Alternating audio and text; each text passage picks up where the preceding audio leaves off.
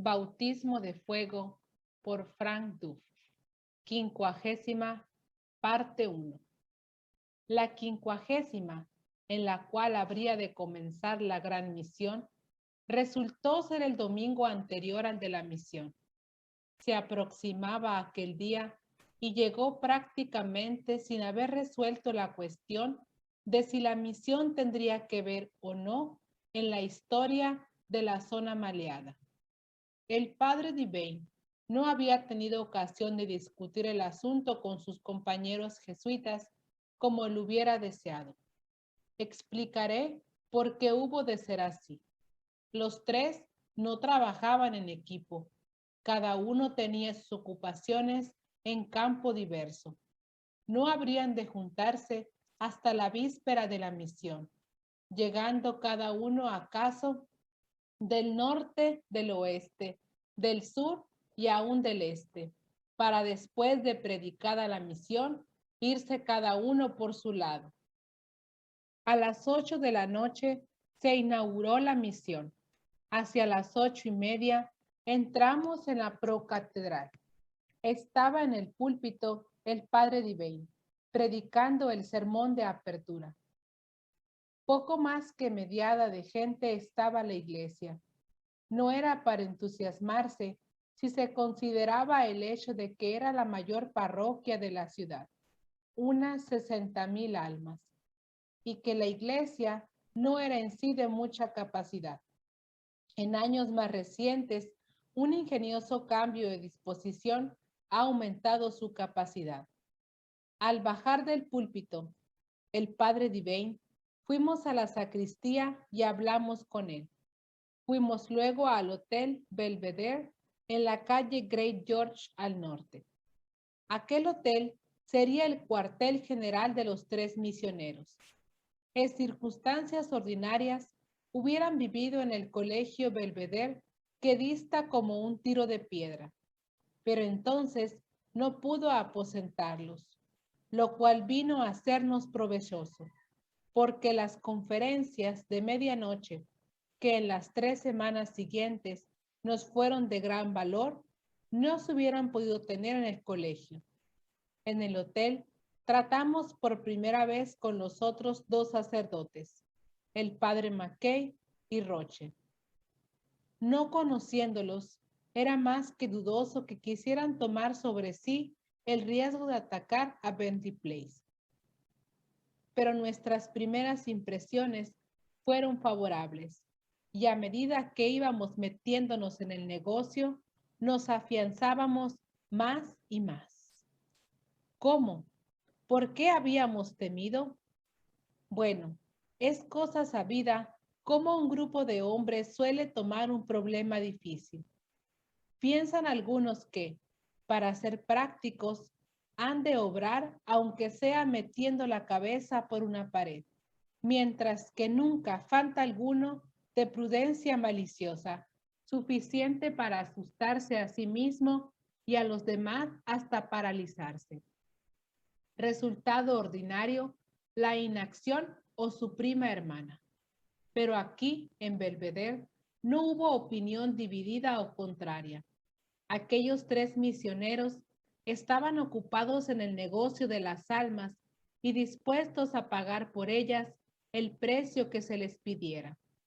Se discutió hasta en los menores detalles la situación en su totalidad. A medida que las cosas iban tomando cuerpo, fuimos todos de una sola opinión. El ataque a Bentley Place tenía que formar parte de la misión y surgió un plan original. Era grande, atrevido y no se olvidaba detalle alguno. Abarcaba a todos en Melbourne Street, desde el más santo hasta el más empedernido. Lo movilizaba todo, desde la fe sencilla hasta el aparato, bombos y platillos. Luego, como en tantas otras crisis, nos quedamos mirándonos unos a otros.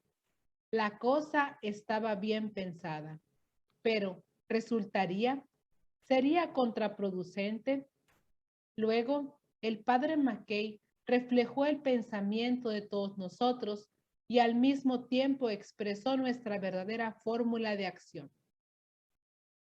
Todo lo que necesitamos para que resulte bien es un acto de fe adecuado. Nótese que nuestra unanimidad no significaba ni mucho menos puro automatismo.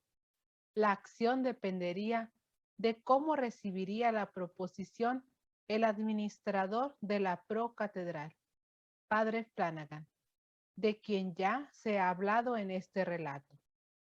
Se acordó que los misioneros se vieran la mañana siguiente con el Padre Flanagan y trataran de ganarle para nuestra campaña.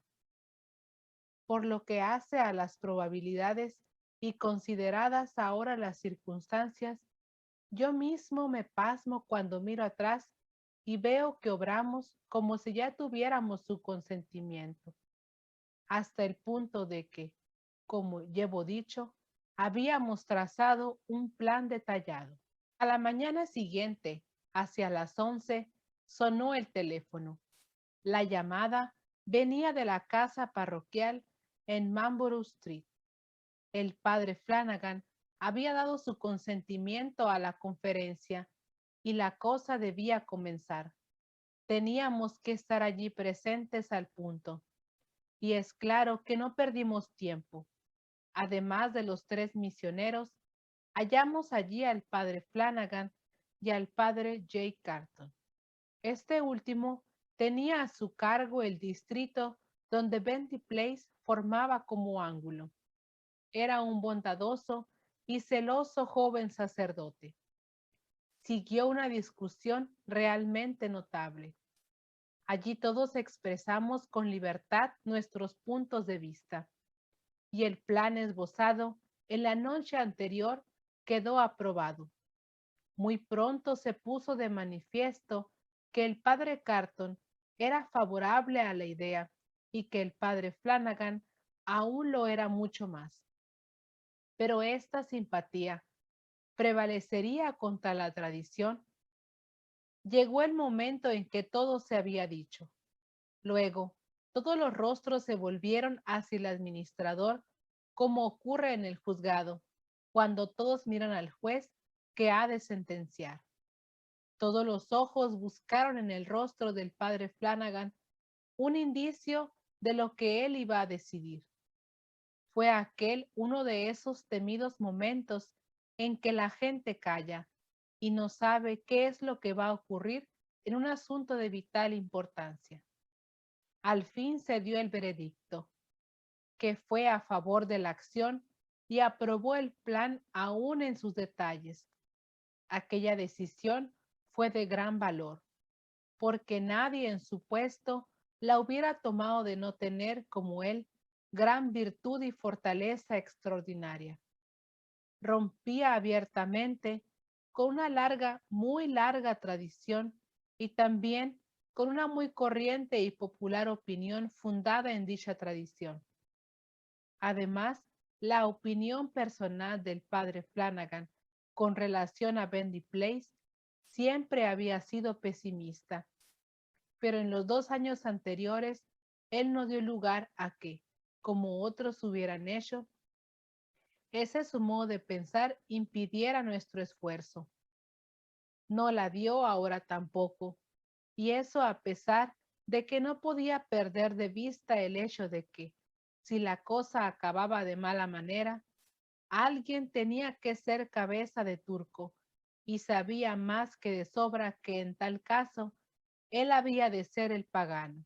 De igual modo, tenía la firmísima convicción que más de una vez manifestó de palabra, de que al tejemaneje de aquella zona era debida la desmoralización y en cierto modo la corrupción de 20,000 almas que vivían en las cercanías. Así que, sin parar mientes en la vieja historia ni en ninguna otra cosa, nos dijo, adelante. Después de tantos años, con un nuevo orden de cosas y habiendo cambiado todo, no hay para qué entretenernos más ponderando el fino temple de aquella voz de mando.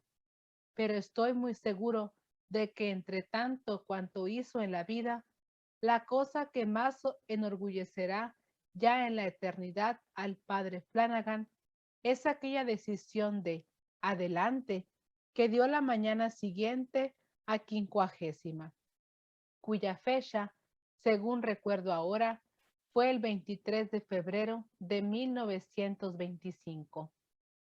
Fue aquel un momento de la gracia que vino a reflejarse en nuestros sentimientos. Eran alegrías confiadas. Inmediatamente pusimos en práctica el punto número 1 del plan. Consistía en ir derechos en pelotón a Bendy Place y entrar en el lugar. Era algo así como una invasión. El fin inmediato era crear ambiente, pero no algo así como puro sensacionalismo. Tenía aquello un fundamento más hondo, que era el hacer ver a la gente que aquella misión no era como para dejarla pasar así como así.